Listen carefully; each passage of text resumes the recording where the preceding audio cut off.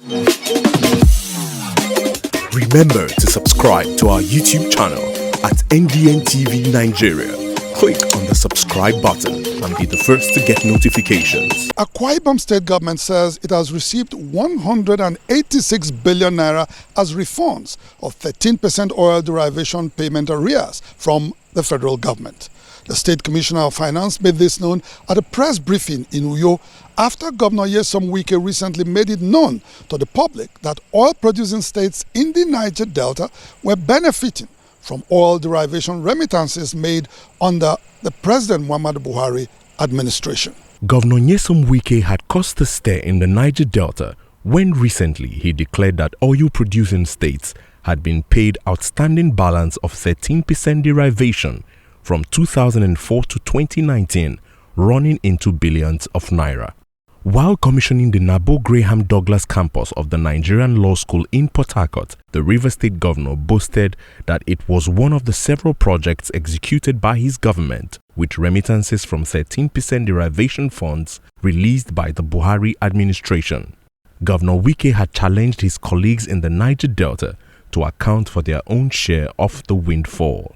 With the exception of Akwa Ibom State, other major oil-producing states had responded to Governor Wike's claim, noting that all they had received were part payments, which in any case were insufficient to address developmental problems in their respective states. Akwa Ibom State finally broke its silence at a recent media briefing by some state officials in Uyo.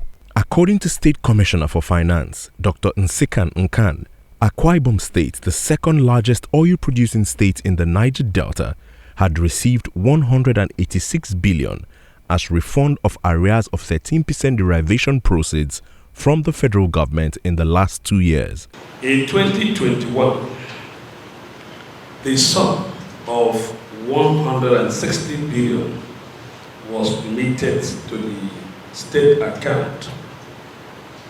In 2022, the projected income from this source was 41,484,000,000 naira.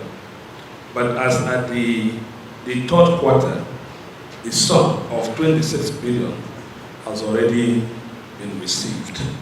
The State Commissioner for Works, Professor Eno Ibanga, who also addressed reporters, said the bulk of the remittances from the Federation account was channeled into capital projects, mainly road construction. As of today, we have awarded about 80 contracts by this government. 80. Out of it, about 20 has been concluded finally and commissioned. Others are still ongoing in different parts. Some of these contracts, for us to exit, we have to constantly do a review to meet up with the economic realities. Apparently ruffled by the backlash trailing his comments on 13% derivation, Governor Wike says the response of his colleagues in the Niger Delta shows they are not prepared for governance. I hear some people, they call them Akwa Ibom professionals. They were insulting me and said, tell the man who sent you to come out. You are just small kids. I'm waiting for the big man to come. It's you I'm looking for. I'm not looking for all these